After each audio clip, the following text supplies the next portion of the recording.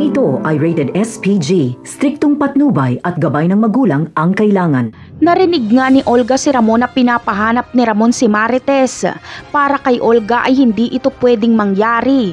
Sisiguraduhin niyang hindi magkikita si Ramon at Marites kaya ipapatumba niya na si Marites. Habang magkausap si Tinding at Marites sa palengke ay may biglang lalapit at sasaksak kay Marites. Agad na mga handusay si Marites at nagsisigaw naman si Tinding ng tulong.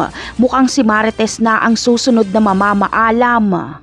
Sa ibang eksena naman ay napakalungkot nila Marites noong malaman nilang patay na si Camille. Si Marites pa ang sinisisi ni Rigor dahil dapat daw ay binantayan ni Marites si Camille. At sa pagdating naman ni David ay agad siyang sinalubong ni Rigor. Nagdrama si David na kunwaring napakalungkot niya sa pagkawala ni Camille. Ayon kay David ay wala na daw umanong silbi ang kanyang buhay dahil wala na si Camille.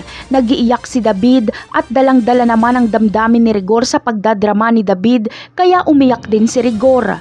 Talaga nga namang laging pabor kay David ang mga pangyayari. Si Marites pa ang sinisisi ni Rigor. Samantala, halos malula naman sila Tanggol sa kayamanan ni Divina. Dinala sila ni Divina sa kanyang mansyon at yun na daw umano ang opisina nila Tanggol. Nagpakasaya sila Tanggol. Sumakay sila sa mamahaling yate at eroplano. Nag-iba na rin ang kanilang mga bihis.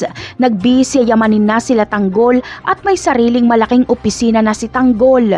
Napakarami pa nating dapat abangan sa mga susunod na episode. Paalam!